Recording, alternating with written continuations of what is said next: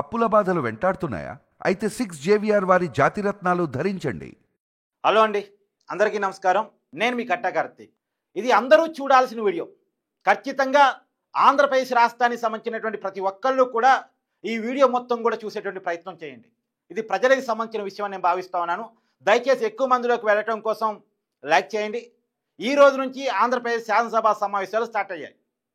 కూటమికి సంబంధించిన 164 మంది శాసనసభ్యులు, టీడీపీ, జనసేన, బీజేపీకి సంబంధించినటువంటి ఎమ్మెల్యేలు హాజరయ్యారు. నిన్న నేను చెప్పినట్టే, అందరం ఊహించినట్టే వైసీపీకి సంబంధించినటువంటి 11 మంది ఎమ్మెల్యేలు సభకి హాజరు కాలేదు. మండలిలో ఎమ్మెల్సీలు అయితే హాజరయ్యారు, కానీ శాసనసభలో ఎమ్మెల్యేలు సభకి హాజరు కాలేదు. గతం నుంచి హాజరు కావట్లేదు, ఈరోజు ఈ సమావేశాలు కూడా హాజరు కాలేదు. ఇప్పటికే జగన్మోహన్ రెడ్డి గారు అనేక మార్లు చెప్పున్నారు, ప్రతిపక్ష హోదా ఇస్తే తప్ప మేము సభకు రాము అనేటువంటి విషయాన్ని. లేటెస్ట్గా కూడా ఆయన పెట్టే మీడియా సమావేశంలో చెప్పారు. ఒక విలేకరు అడిగితే, నేను ఇక్కడ ఎంతసేపు మాట్లాడానో అంతసేపు మైకు నాకు అక్కడ ఇస్తారా? ఇవ్వరు, కాబట్టి నేను శాసనసభకి రాలేను అని చెప్పేటువంటి విషయాన్ని చాలా కరాఖండిగా చెప్పే ప్రయత్నం చేశారు. ఈ మధ్య సజ్జల రామకృష్ణారెడ్డి గారు కూడా ప్రతిపక్ష హోదా ఇస్తే మేము అసెంబ్లీకి వస్తామని చెప్పేటువంటి మాట చెప్పారు. కానీ ఈ లాజిక్ కరెక్టా? ప్రతిపక్ష హోదా ఇస్తే తప్ప మేము అసెంబ్లీకి రాము అనేటువంటి చెప్పే మాట కరెక్టా? ఇప్పటికే అయ్యన్న పాత్రుడు గారు మన ఒక మీటింగ్లో చెప్పారు, నో వర్క్ నో పే. అంటే అసెంబ్లీ సభ్యుడిగా అసెంబ్లీకి రానప్పుడు మేము వాళ్ళకి శాలరీ ఇవ్వాల్సిన అవసరం లేదు అనేటువంటి విషయాన్ని అయ్యన్న పాత్రుడు గారు చెప్పారు. తర్వాత ఫస్ట్ శాలరీస్ కట్ చేస్తాం, తర్వాత ఉద్యోగాన్ని కట్ చేస్తాం. అసెంబ్లీకి రానప్పుడు ఆ ఉద్యోగంలో అసెంబ్లీ సభ్యుడిగా వాళ్ళు ఎందుకు? MLA, member of legislative assembly, assembly సభ్యుడు. అసెంబ్లీ సభ్యుడి ప్రాథమిక విధి, మొదటి బాధ్యత అసెంబ్లీకి రావటం, అసెంబ్లీ సమావేశాల్లో పాల్గొనటం. మరి అసెంబ్లీకి రానప్పుడు వాళ్ళకి ఆ ఉద్యోగం ఎందుకు అనేటువంటి మాటని స్పీకర్ గారు మాట్లాడేటువంటి ప్రయత్నం చేశారు. మరి స్పీకర్ గారు ఏం చర్యలు తీసుకుంటారు అనేది కూడా పక్కన పెట్టేసి, మనం ఒక విషయాన్ని, స్పీకర్ గారి వర్షన్ని, వైసీపీ వర్షన్ని పక్కన పెట్టేసి ప్రజల వర్షంలో నుంచి మాట్లాడేటువంటి ప్రయత్నం చేద్దాం. వైసీపీకి ఉన్నటువంటిది 11 మంది ఎమ్మెల్యేలు వైసీపీకి ఉన్నారు. దీంట్లో జగన్మోహన్ రెడ్డి గారు మినహాయించేసి, జగన్మోహన్ రెడ్డి గారు శాలరీ తీసుకోవట్లేదు నాకున్న సమాచారం మేరకు. సో మిగతా 10 మంది ఎమ్మెల్యేలు 2.5 లక్షలకు పైగా శాలరీని తీసుకుంటా ఉన్నారు. ఎమ్మెల్యేకి 2.5 లక్షలకు పైగా ఆంధ్రప్రదేశ్లో శాలరీలు ఉన్నాయి కాబట్టి తీసుకుంటా ఉన్నారు. తర్వాత జగన్మోహన్ రెడ్డి గారితో సహా 11 మంది ఎమ్మెల్యేలు అలవెన్సులు తీసుకుంటా ఉన్నారు.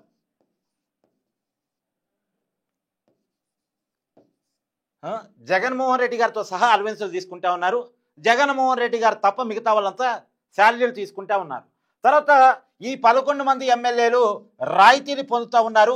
Current bill free, water bill free, వీళ్ళు తిరిగేటువంటి కాల్లో పెట్రోల్ ఫ్రీ, అన్నీ ఫ్రీ ఫ్రీ ఫ్రీ ఎమ్మెల్యేలుగా ఉన్నారు కాబట్టి వాళ్ళకి గవర్నమెంట్ ఇస్తూ ఉంది. తర్వాత ఈ 11 మంది ఎమ్మెల్యేలలో 10 మంది ఎమ్మెల్యేలకి 2+2 గన్మెన్లు ఉన్నారు. 2+2 గన్మెన్లు ఉన్నారు. సారీ, పెద్దిరెడ్డి గారికి ఇంకెక్కువ ఉన్నట్టున్నారు. జగన్మోహన్ రెడ్డి గారు ప్రతిపక్ష నాయకుడు కాకపోయినప్పటికీ కూడా మాజీ ముఖ్యమంత్రి కాబట్టి ఆయనకి Z+ కేటగిరీ సెక్యూరిటీని ఇస్తూ ఉన్నారు. ఆయన సెక్యూరిటీ ఎక్కువ. పెద్దిరెడ్డి రామచంద్రారెడ్డి గారు మాజీ మంత్రి కాబట్టి ఆయన కూడా కొంచెం ఎక్కువ సెక్యూరిటీ ఇస్తున్నట్టున్నారు. మిగతా ఎమ్మెల్యేలు అందరూ కూడా 2+2 గన్మెన్లు ఇస్తున్నారు. మిగతా వాళ్ళకి ఇంకెక్కువ ఇస్తున్నారు, జగన్మోహన్ రెడ్డి గారికి కానీ పెద్దిరెడ్డి రామచంద్రారెడ్డి గారి. తర్వాత ఈ 11 మంది ఎమ్మెల్యేలకి కూడా పిఏలు ఇస్తూ ఉన్నారు, పర్సనల్ అసిస్టెంట్, గవర్నమెంట్ జీతాలతో. ఈ గన్మెన్లకి పిఏకి గవర్నమెంటే శాలరీ పే చేస్తూ ఉంటుంది. ఎమ్మెల్యేగా ఉన్నందుకు 2.5 లక్షల శాలరీ, అలవెన్సులు, రాయితీలు, గన్మెన్లు, పిఏ.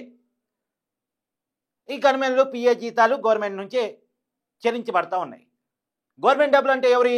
మీరు ట్యాక్స్ కట్టేయి, మీరు గవర్నమెంట్కి పన్ను రూపంలో కట్టే డబ్బులు గవర్నమెంట్ వీళ్ళకి చెల్లిస్తూ ఉంది. అన్నీ కలిపి, అన్ని రకాల రాయితీలు కలిపి, క్యాంప్ ఆఫీస్ రాయితీలు, అన్ని రకాల రాయితీలు కలిపి నెలకి ఎమ్మెల్యే మీద ఒక 10 లక్షలు ఖర్చు అయ్యాయనుకోండి. ఒక్కొక్క ఎమ్మెల్యే మీద 10 లక్షలు ఖర్చు అయ్యాయనుకోండి. మొత్తం 11 మంది ఎమ్మెల్యేలు నెలకి 1,10,00,000. జగన్మోహన్ రెడ్డి గారి కోసం పెట్టే ఖర్చు ఇంకెక్కువ, ఆయనకి కల్పించే సెక్యూరిటీ చాలా ఎక్కువ కాబట్టి. అయినా సరే సగటు ఎమ్మెల్యే ఖర్చు కింద జగన్మోహన్ రెడ్డి గారి ఖర్చును కూడా లెక్కేద్దాం. మళ్ళీ చెప్తున్నా, జగన్మోహన్ రెడ్డి గారికి ప్రభుత్వం పెట్టే ఖర్చు ఇంకెక్కువ. ఆయన ఎక్కడైనా పర్యటన పోతే ఇచ్చే సెక్యూరిటీ, ఆయనకి ఇచ్చే సెక్యూరిటీ, ఆయనకి ఇచ్చే అలవెన్సులు, ఇవన్నీ చాలా ఎక్కువ. ఆయన ఒక్క జీతమే తీసుకోవట్లేదు. కానీ సరే అవి కూడా మామూలు ఎమ్మెల్యే కింద లెక్కేసి సగటున నెలకి 10 లక్షలు అనుకుంటే నెలకి అందరి ఎమ్మెల్యేల మీద 1,10,00,000 ఖర్చు అవుతుంది. 10 లక్షలు ఇంటూ 11 మంది ఎమ్మెల్యేలు అంటే ఇప్పటికి ఎన్ని నెలలు కూటమి అధికారంలోకి వచ్చి వైసీపీ ఎమ్మెల్యేలుగా ఎన్నుకోబడి ఎన్నాళ్ళు జీతాలు తీసుకుని అసెంబ్లీకి పోక లెక్కేయండి ఒకసారి. సంవత్సరంన్నర పైగా అవుతుంది, అంటే 18 నెలలకు పైగా అవుతుంది. ఈ 18 నెలలకు పైగా 18 కోట్లు పైగా ఖర్చు, 18 కోట్లకు పైగా ఖర్చు కనపడతా ఉంది చాలా క్లియర్గా మిత్రులారా. దగ్గర 19 కోట్లు కూడా పైన 19 కోట్ల పైన ఖర్చు. ఇప్పటి వరకు రకరకాల అలవెన్సులు, జీతాలు, రాయితీలు, గన్మెన్లు, పిఏల రూపంలో ఈ ఎమ్మెల్యేలకు అందుతూ ఉన్నాయి. ఎవరి డబ్బిది? ఎవరి డబ్బిది? అంటే ఎమ్మెల్యేలుగా జీతం కావాలి, ఎమ్మెల్యే స్టిక్కర్ కారు కావాలి, ఎమ్మెల్యే కాబట్టి గన్మెన్ కావాలి, ఎమ్మెల్యే కాబట్టి పిఏ కావాలి, ఎమ్మెల్యే కాబట్టి రాయితీ కావాలి, ఎమ్మెల్యే కాబట్టి సౌకర్యాలు కావాలి. కానీ ఎమ్మెల్యే కాబట్టి బాధ్యతగా అసెంబ్లీకి రాము అంటే కుదిరిద్దా? సరే, ప్రతిపక్ష హోదా కాడికి వద్దాం. ప్రజలారా, నేను ఇప్పటికే చాలా వీడియోలో చెప్పున్నాను. 2014లో కాంగ్రెస్ పార్టీ దేశంలో ఓడిపోయింది, యూపీఏ గవర్నమెంట్ పడిపోయి ఎన్డీఏ గవర్నమెంట్ అధికారంలోకి వచ్చింది. కాంగ్రెస్ పార్టీకి పార్లమెంట్లో ప్రతిపక్ష హోదా రాలేదు మిత్రులారా. వాళ్ళకి సీట్లు తక్కువ రావటం వల్ల, 10% సీట్లు రాకపోవటం వల్ల ప్రతిపక్ష హోదాని ఇవ్వలేదు లోక్సభ స్పీకర్ గారు. ఇవ్వకపోతే వాళ్ళు కోర్టుకు పోయారు. కోర్టుకు పోతే సుప్రీంకోర్టు చెప్పించారు క్లియర్గా, ఇది స్పీకర్ గారి పరిధిలో అంశం, లోక్సభ పార్లమెంటు సాంప్రదాయాలకి చట్టాలకు సంబంధించిన విషయం, స్పీకర్ గారి పరిధిలోనే డిసిషన్ జరిగింది, మేము దీంట్లో కలగ చేసుకోమని చెప్పింది. సరే, ప్రతిపక్ష హోదా ఇవ్వలేదు కాబట్టి మేము పార్లమెంటుకి రాము అని కాంగ్రెస్ వారు చెప్పలే, వెళ్ళారు. 2019 ఎన్నికల్లో కూడా మళ్ళా తిరిగి వాళ్ళ ఎన్నికలకు వెళ్ళినప్పుడు అప్పుడు కూడా వాళ్ళకి 10% సీట్లు రాలేదు మిత్రులారా. 10% సీట్లు రాలే. అప్పుడు కూడా వాళ్ళకి ప్రతిపక్ష హోదా రాలేదు, ఆ హోదా అందుకోలేదు వాళ్ళు. సుదీర్ఘకాలం అధికారంలో ఉన్న కాంగ్రెస్ పార్టీ ప్రతిపక్ష హోదాకి దాదాపు 10 సంవత్సరాల దూరం అయింది మిత్రులారా, 2024 ఎన్నికల వరకు. కానీ తర్వాత రాహుల్ గాంధీ గారు జనంలోకి వెళ్ళి ఆయన జనాన్ని ఒప్పించుకొని మెప్పించుకొని మొన్న ఎన్నికల్లో 99 సీట్లు కాంగ్రెస్ పార్టీగా గెలవటం వల్ల ఆ పార్టీకి ప్రతిపక్ష హోదా ఈ సెక్షన్స్లో వచ్చింది. ఇప్పుడు రాహుల్ గాంధీ గారు పార్లమెంట్లో, లోక్సభలో ప్రతిపక్ష నాయకుడిగా ఉన్నారు. ఆ పార్టీకి ప్రతిపక్ష హోదా వచ్చింది. ఆ పార్టీ నాయకుడు రాహుల్ గాంధీ కాంగ్రెస్ ఎంపీగా ఉన్నారు. ఆయన ఉత్తరప్రదేశ్ నుంచి ఎంపీగా ప్రాతినిధ్యం వహిస్తున్నారు. ఆయన ఇప్పుడు లోక్సభలో ప్రతిపక్ష నాయకుడిగా ఉన్నారు మిత్రులారా. ఇది మన సాంప్రదాయం, మన చట్టం. నేను పార్లమెంట్ని ఎగ్జాంపుల్గా ఎందుకు చెప్తున్నా అంటే, పార్లమెంట్నేగా మనం ఆదర్శంగా తీసుకునేది, పార్లమెంట్ చట్టాలనేగా అసెంబ్లీకి అనుకరించేది. ఇప్పుడు జగన్మోహన్ రెడ్డి గారికి 2014లో ప్రతిపక్ష హోదా వచ్చింది మిత్రులారా. ఎందుకు వచ్చింది? అప్పుడు 67 అసెంబ్లీ స్థానాలు వైసీపీ గెలుచుకుంది కాబట్టి, వైసీపీ 67 అసెంబ్లీ స్థానాలు గెలుచుకుంది కాబట్టి జగన్మోహన్ రెడ్డి గారు ప్రతిపక్ష హోదాగా వచ్చింది. ప్రతిపక్ష నాయకుడిగా ఆయన గుర్తింపు పొందారు. ఆ రోజు స్పీకర్గా ఉన్నటువంటి కోడెల శివప్రసాదరావు గారు జగన్మోహన్ రెడ్డి గారికి ప్రతిపక్ష హోదాని, ప్రతిపక్ష నాయకుడిగా గుర్తింపుని భిక్షగా వేయలేదు. ప్రజలు 67 సీట్లు ఇచ్చారు కాబట్టి ఆటోమేటిక్గా వచ్చింది. 2019 ఎన్నికల్లో 151 సీట్లతో వైసీపీ గెలిచింది మిత్రులారా. ఈ 151 మంది ఎమ్మెల్యేలు మా నాయకుడు జగన్మోహన్ రెడ్డి అని ఎన్నుకోవటం వల్ల వైసీపీ శాసనసభ పక్ష నాయకుడిగా ముఖ్యమంత్రి అయ్యారు జగన్మోహన్ రెడ్డి గారు. ముఖ్యమంత్రిగా గవర్నర్ గారు ప్రమాణ స్వీకారం చేయించారు జగన్మోహన్ రెడ్డి గారితో. ఇప్పుడు ముఖ్యమంత్రిగా గవర్నర్ గారు నియమించినట్ట, ఈ 151 సీట్లు ఇచ్చిన ప్రజలు నియమించినట్ట? ఇందాక 2014 ఎన్నికల్లో 67 సీట్లు ఇచ్చిన ప్రజలు జగన్మోహన్ రెడ్డి గారికి ప్రతిపక్ష హోదా ఇచ్చినట్ట, స్పీకర్ గారు ఇచ్చినట్ట? ఒక హోదా అనేటువంటిది స్పీకరో, గవర్నరో, ప్రభుత్వమో ఇవ్వరు. ప్రజాస్వామ్యాలు ప్రజలే ఇస్తారు. టెక్నికల్గా ఎమ్మెల్యేగా స్పీకర్ ప్రమాణ స్వీకారం చేపిస్తారు, ముఖ్యమంత్రిగా గవర్నర్ ప్రమాణ స్వీకారం చేపిస్తారు తప్ప రాజ్యాంగబద్ధంగా టెక్నికల్ అంశాలు తప్పవి హోదా ఏంటి అనేది డిసైడ్ చేసేది ప్రజాస్వామ్యంలో ప్రజలే. మొన్న 2024 ఎన్నికల్లో వైసీపీని కేవలం 11 సీట్లకే పరిమితం చేసి ఉన్న ముఖ్యమంత్రి సీట్ని పీకేసి ప్రతిపక్ష హోదాను కూడా ఇవ్వకుండా జగన్మోహన్ రెడ్డి గారిని పనిష్ చేసింది ప్రజలు. మిత్రులారా, ప్రజలు 11 సీట్లు ఇచ్చారు 2024లో జగన్మోహన్ రెడ్డి గారికి. ఇప్పుడు ప్రజలు ప్రతిపక్ష నాయకుడిని 2014లో చేశారు జగన్మోహన్ రెడ్డి గారిని, ముఖ్యమంత్రిని చేశారు 2019 ఎన్నికల్లో, ఏ హోదా లేకుండా చేశారు 2024 ఎన్నికల్లో. ఇప్పుడు మళ్ళా రాహుల్ గాంధీ రాగా జనంలోకి వెళ్ళి జనామోదాన్ని కనుక పొందగలిగితే 2029 ఎన్నికల్లో ప్రతిపక్ష నాయకుడు కావచ్చు, ఒకవేళ జనం ఆస్వాదిస్తే మళ్ళీ ముఖ్యమంత్రి కూడా కావచ్చు. ఒకవేళ ప్రజలు ఓటేసి గెలిపించి వైసీపీకి బ్రహ్మరథం పడితే 2019 లాగా వైసీపీకి ఎక్కువ సీట్లు ఇస్తే, నిజంగా జగన్మోహన్ రెడ్డి గారు కోరుకున్నట్టు వైనాట్ 175 ఇస్తే, వైనాట్ 175 కూడా అవసరం లేదు, 90 సీట్లు వచ్చినా ముఖ్యమంత్రి అవుతారు. మ్యాజిక్ ఫిగర్ చేరుకుంటే చాలు ముఖ్యమంత్రి అయిపోతారు జగన్మోహన్ రెడ్డి గారు. ప్రజలు ఇవ్వాలి, ప్రజలు పైన ప్రజాస్వామ్యంలో దాన్ని మనం గుర్తించాలి తప్ప నాకు ప్రతిపక్ష హోదా ఇవ్వలేదు కాబట్టి ఎవరు ఇవ్వాలి? అసలు జగన్మోహన్ రెడ్డి గారు ఎవరిని అడుగుతున్నారు? స్పీకర్ని అడుగుతున్నారా? ప్రభుత్వాన్ని అడుగుతున్నారా? గవర్నర్ని అడుగుతున్నారా? అడగాల్సింది ప్రజల్ని కదా. ప్రజలు ఇవ్వని హోదాని నాకు కావాల్సిందే అని జగన్మోహన్ రెడ్డి గారు డిమాండ్ చేయటం ఏంటి? చిన్నపిల్లవాడి కనుక నాకు చాక్లెట్ ఇస్తేనే స్కూల్కి వెళ్తాను అని మారం చేసినట్టు ఈ గొడవ చేయటం ఏంటి? మిత్రులారా, విభజిత రాష్ట్రంలో చివరి అసెంబ్లీలో జూలకంటి రంగారెడ్డి అని నల్గొండ జిల్లాకు సంబంధించిన సిపిఎం ఎమ్మెల్యే ఒకే ఒక్కళ్ళు ఉన్నారు. మిర్యాలగూడ నుంచి గెలిచారు ఆయన. విధిగా శాసనసభకు హాజరయ్యారు. ఉన్నది ఒక్కనే కదా, నాకు మాట్లాడిన ఎవరేమో, నాకు టైం ఎవరేమో అని సాకులు చెప్పలా. తనకి ఇచ్చిన టైం మేరకు తను బ్రీఫ్గా చెప్పాలనుకున్నది చెప్పాడు.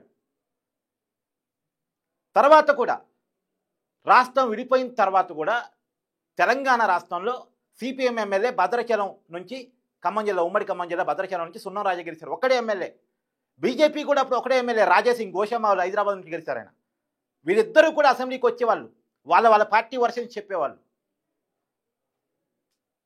విభజిత రాష్ట్రంలో కానీ ఉమ్మడి రాష్ట్రంలో కానీ బీజేపీకి కమ్యూనిస్టులకి సీట్లు ఎప్పుడు తక్కువే ఉంటాయి. అయినా సరే వాళ్ళ బాధ్యతగా వాళ్ళు శాసనసభకు వస్తారు. మా సీట్లు తక్కువ కదా, మాకు టైం ఎంత ఇస్తారు, సగటు ఎమ్మెల్యే లేక మమ్మల్ని చూస్తారేమో, మాకు టైం తక్కువ ఇస్తారేమో. కాదు, వాళ్ళకి ఇచ్చిన టైంలో వాళ్ళు ఏం చెప్పాలనుకున్నారో చెప్తారు. నిజంగా జగన్మోహన్ రెడ్డి గారు ఈ 10 మంది ఎమ్మెల్యే టైం తానే తీసుకుని మాట్లాడమనండి, అలా మాట్లాడే అవకాశం ఉంది. జగన్మోహన్ రెడ్డి గారు చెప్పే సాకులు కరెక్ట్ కాదు. ప్రజలు ఇవ్వని హోదాని డిమాండ్ చేసి సభకు రానంటే ఏంటి? ఇది ఎక్కడ కరెక్టు? నేను మిత్రులారా, ప్రజలు మనం చైతన్యవంతం కావాలి. ప్రజలు పల్లకి మోస్తేనే వాళ్ళ నాయకులు, మనం ఓటేస్తేనే వాళ్ళ ప్రజాప్రతినిధులు. వాళ్ళు ఇలా ఎమ్మెల్యేలుగా ఉన్నారు అంటే మనం వేసిన ఓటు వల్ల, మనం గెలిపించడం వల్ల. మనం జీతాలు ఇస్తే వాళ్ళు తీసుకుంటున్నారు, మన జీతాలని మనం ఇచ్చే పొజిషన్లో ఉన్నాం, వాళ్ళు తీసుకునే పొజిషన్లో ఉన్నారు. కాబట్టి మనం డిమాండ్ చేయాలి. మనం ఓనర్సు, మనకు సేవకులు వాళ్ళు, మనం యజమానులు వాళ్ళ సేవకులు. కాబట్టి ఈ 11 మంది ఎమ్మెల్యేలకి ఏదో సినిమాలో చిరంజీవి చెప్పినట్టు పూలు పంపించండి, మొక్కలు పంపించండి, బొకేలు పంపించండి, పోస్ట్ కార్డులు పంపించండి. అయ్యా మీరు అసెంబ్లీకి వెళ్ళండి అయ్యా, మా తరఫున మాట్లాడండి అయ్యా అని చెప్పేసి పంపించండి. ప్రజలారా, నేను పోయి రోడ్డు మీద కూర్చొని ఆందోళన చేయమంటలేదు, వాళ్ళ ఇళ్ళ ముందు ధర్నాలు చేయమంటలేదు, గొడవ చేయమంటలేదు. కానీ ఒక పద్ధతిగా గాంధీగిరి అనే మన గాంధీ మహాత్ముడు చెప్పిన శాంతియుత పద్ధతుల్లో మీరు మీ ఎమ్మెల్యేలకి పోస్ట్ కార్డు రాయండి. అయ్యా జీతం తీసుకుంటున్నావు, అసెంబ్లీకి వెళ్ళు. అయ్యా గవర్నమెంట్లో ఉన్నారు, నీకు అసెంబ్లీకి వెళ్ళు, గవర్నమెంట్లో కూడా జీతం నేనే పే చేస్తున్నా. అయ్యా నీకు పిఏ ఉన్నాడు, ఆ పిఏకి జీతం నేనే పే చేస్తున్నా, అసెంబ్లీకి వెళ్ళు. నీకు నేను జీతం ఇస్తున్నా, నువ్వు నాకు సర్వీస్ చేయి, నా తరపున పోయి అసెంబ్లీలో మాట్లాడు. అడగండి మిత్రులారా. ఇప్పుడు ఒక వ్యక్తి అసెంబ్లీకి పోకపోవటం వేరు, పార్టీ అసెంబ్లీకి పోకపోవటం వేరు. ఈ 10 మంది ఎమ్మెల్యేలో ఎవరైనా తిరగబడి పార్టీ నిబంధనలని పేరు చెప్పి నన్ను అసెంబ్లీకి పోనివ్వట్లేదని జగన్మోహన్ రెడ్డి గారి మీద ఫిర్యాదు చేస్తే సభా హక్కుల ఉల్లంఘన కింద చర్యలు తీసుకునేటువంటి అధికారం స్పీకర్ గారికి ఉంటుంది. ఎమ్మెల్యేలు కూడా మేల్కోవాలి. చాలామంది కొత్త ఎమ్మెల్యేలు ఉన్నారు, వాళ్ళకి అసెంబ్లీకి పోవాలని ఉంది, నాకు తెలుసు ఆ విషయం. చాలామంది ఎమ్మెల్యేలకు అసెంబ్లీకి పోవాలని ఉంది. ఎందుకంటే ఎమ్మెల్యే అనేది చిన్న విషయం కాదు. లక్షలాది మంది ఓట్లను పొంది వాళ్ళ మనసులు గెలుపొంది వాళ్ళ ద్వారా ఓట్లు వేయించుకొని రకరకాల ఫస్ట్ టికెట్ తెచ్చుకోవాలి, ప్రజలు మెప్పించుకోవాలి, పోల్ మేనేజ్మెంట్ చేసుకోవాలి, ఓట్లు వేసుకోవాలి, ప్రత్యర్థుల రాజకీయాలు తట్టుకొని నిలబడి గెలవాలి. గెలిచి ఎమ్మెల్యే అయిన తర్వాత రాష్ట్రం మొత్తం అన్ని ఛానల్స్ లైవ్ ఇస్తూ ఉంటుంది. ముఖ్యమంత్రి గారు అక్కడి నుంచే మాట్లాడుతూ ఉంటారు, చట్టాలు అక్కడి నుంచే వస్తూ ఉంటాయి, రాష్ట్రానికి సంబంధించిన ప్రతి నిర్ణయం అక్కడి నుంచే జరుగుతూ ఉంటుంది. అలాంటి చోట ఉండాలి. నా నిజవర్గం గురించి, నా ప్రజల గురించి, నా వర్గం గురించి, తాడిత పీడిత దళిత వర్గాల గురించి, బడుగు బలహీన వర్గాల గురించి నేను అక్కడ మైకి పట్టుకొని మాట్లాడాలి, రాష్ట్రం మొత్తం నన్ను చూడాలి అని ఏ ఎమ్మెల్యేకైనా కోరుకుంటుంది. ఏ ఎమ్మెల్యేకైనా కోరుకుంటుంది. ఎక్కడి నుంచి అయితే మన తరతరాల నాయకులు పరిపాలించారో ప్రతి నాయకుడికి ఒక ఇన్స్పిరేషన్ అయిన నాయకుడు ఇంకోరు ఉంటారు. వైసీపీకి సంబంధించిన వాళ్ళకి డాక్టర్ వైఎస్ రాజశేఖర రెడ్డి కావచ్చు, టీడీపీకి సంబంధించిన వాళ్ళకి డాక్టర్ ఎన్టీఆర్ కావచ్చు, మంచి ఆదర్శాలు ఉండే వాళ్ళకి పొచ్చినపల్లి సుందరయ్య గారు కావచ్చు, బీజేపీకి సంబంధించిన వాళ్ళకి వెంకయ్యనాయుడు కావచ్చు. వాళ్ళంతా ఎక్కడి నుంచి మాట్లాడారో అలాంటి వేదిక మీదకి మేము కూడా వెళ్ళి ఎమ్మెల్యేలు కాబట్టి మా నియోజకవర్గాల తరపున, మా ప్రజల తరపున మా సమస్యలని మేము అక్కడ లేవనెత్తాలి అని ఏ ఎమ్మెల్యేకైనా ఉంటుంది. ఆ ఎమ్మెల్యేలు మా హక్కులు కాలరాయబడుతున్నాయి అని ఫిర్యాదు కనుక చేస్తే ఖచ్చితంగా స్పీకర్ గారి చర్య తీసుకునే అవకాశం ఉంటుంది. మిత్రులారా, ఇది చిన్న విషయంగా వదిలేస్తే మన్ని మనం మోసం చేసుకున్నట్టు అవుతుంది. కాబట్టి ఇప్పుడు నేను తెలంగాణలో ఒక విషయం జరిగింది. కడియం శ్రీహరి ఉమ్మడి వరంగల్ జిల్లా స్టేషన్ కనపూర్ నియోజకవర్గం, ఉమ్మడి రాష్ట్రం నుంచి నాయకుడు, చాలా సీనియర్ మోస్ట్ నాయకుడు, మంత్రిగా కూడా పనిచేశారు. ఆయన కాంగ్రెస్ పార్టీలోకి వెళ్ళారా అనే కన్ఫ్యూజన్లో ఆయన కొనసాగుతూ ఉన్నారు. ఎందుకంటే వాళ్ళ మీద అనర్థ వేటు పిటిషన్లోనే వాళ్ళ పదవులు పోయే అవకాశం ఉంది. కాబట్టి పార్టీ మారాడు అని చెప్పుకోవడానికి ఇబ్బందికరంగా ఉన్నాడు. వాళ్ళ కూతురు కాంగ్రెస్ పార్టీ నుంచి లోక్సభ సభ్యులుగా ఉన్నారు. మారాను అని చెప్పుకోలేడు, మారలేడు అని చెప్పుకోలేడు. అందుకని అక్కడ నియోజకవర్గంలో ఉన్న ఒక మహిళ ఒక లేఖ రాసింది పోస్ట్ కార్డు ద్వారా. నువ్వు బీఆర్ఎస్ పార్టీ అనుకొని నేను గెలిపించాను, నువ్వు పార్టీ మారావు కాబట్టి నీకు ఆ పదవిలో ఉండే అర్హత లేదు, నేను ఓటర్గా అడుగుతాను, నీకు ఓటేసిన ఓటర్గా అడుగుతాను, నువ్వు పదవికి రాజీనామా చేయి అని ఒక మహిళ లేఖ రాసింది. ఆ చైతన్యం మనకు కావాలి, ఆ మహిళలో ఉన్న చైతన్యం మనకు కావాలి. ఆంధ్రప్రదేశ్లో లేఖ రాయలేరా? చైతన్యం లేదా? జీతాలు ఇస్తున్నప్పుడు, వాళ్ళకి అన్ని రకాల రాయితీలు ఇస్తున్నప్పుడు, మన తరఫున అసెంబ్లీకి పోనప్పుడు, బాధ్యత లేకుండా ప్రవర్తిస్తున్నప్పుడు బాధ్యతను గుర్తు చేయాల్సిన అవసరం మనకి లేదా? ప్రజలు ఆలోచించండి. నేను ఇక్కడ పార్టీ పరంగా చెప్పట్ల, వైసీపీ కార్యకర్తలకు కూడా చెప్తున్నాను. మీరు భుజాన మోయబట్టే, మీరు జెండాలు మోయబట్టే, మీరు ప్రచారం చేయబట్టే, మీరు ఓట్లు వేయించబట్టే, మీరు పోలింగ్ మేనేజ్మెంట్ చేయబట్టే, మీ రాజకీయ ప్రత్యర్థుల దాడుల నుంచి మిమ్మల్ని మీరు కాపాడుకుంటూ, మీరు అవసరం వాళ్ళ మీద ఏదో చేస్తూ రకరకాల ప్రయత్నాల నుంచి మీరు గెలిపించబట్టే వాళ్ళ ఎమ్మెల్యేలు అయ్యారు. మీరు గెలిపించబట్టే, మీరు భుజాన మోయబట్టే వాళ్ళ ఎమ్మెల్యేలు అయ్యారు. ఇవాళ మీ తరపున ఉన్నటువంటి ఎమ్మెల్యే అసెంబ్లీకి పోనప్పుడు ప్రశ్నించాల్సిన బాధ్యత మీ మీద కూడా ఉంటుంది. సగటు వైసీపీ కార్యకర్తలు కూడా ఆలోచించాలి. ఎంతసేపటికి అనొచ్చు, కొంతమంది కామెంట్ పెడతారు ఇప్పుడు. ఎందుకంటే గతంలో జగన్మోహన్ రెడ్డి గారు స్టేట్మెంట్ చేశారు కదా, చంద్రబాబు నాయుడు గారు ఆ రోజు ఏడ్చుకుంటూ బయటకు వచ్చేసారు కదా, అసెంబ్లీకి పోలేదు కదా అని. కానీ చంద్రబాబు నాయుడు గారు ఆ రోజు అతని కుటుంబాన్నో అతని వ్యక్తిత్వాన్నో కించపరిస్తే శాసనసభ నుంచి బయటకు వచ్చారు. కానీ ఆ పరిస్థితుల్లో కూడా తను ఒక్కడే బైకాట్ చేశాడు తప్ప ఆ పార్టీకి సంబంధించిన ఎమ్మెల్యేని అసెంబ్లీకి పొమ్మన్నాడు. ఆ పార్టీకి సంబంధించిన ఎమ్మెల్యేలు అసెంబ్లీకి పోయారు. అచ్చెన్నాయుడు, గోరంట్ల బుచ్చయ్య చౌదరి వీళ్ళంతా పోయారు. పయ్యావుల కేసు, ఆ పార్టీకి ఉన్న ఎమ్మెల్యేలంతా పోయారు, అసెంబ్లీకి చివరిదాకా ఉన్నారు, కొట్టాడారు. అలాగా ఇప్పుడు ఒక జగన్మోహన్ రెడ్డి గారు పోకపోతే నేను మాట్లాడకపోదును. తెలంగాణలో కేసీఆర్ పోవట్లేదు, కానీ ఆ పార్టీకి సంబంధించిన వాళ్ళంతా పోతున్నారు. కేటీఆర్, హరీష్ రావు గట్టిగా మాట్లాడుతున్నారు, ఫైట్ చేస్తున్నారు. అసెంబ్లీకి వెళితే కదా ప్రభుత్వం చేసే తప్పుల్ని, ఒప్పుల్ని అన్నిటినీ మాట్లాడగలిగేది, ప్రశ్నించగలిగేది, ప్రజల తరపున ఉండగలిగేది. కాబట్టి మీరే చైతన్యవంతం కావాలి, మీరు అడగాలి, మీరు నిలదీయాలి, మీరు ప్రశ్నించాలి. థ్యాంక్ యూ మిత్రులు.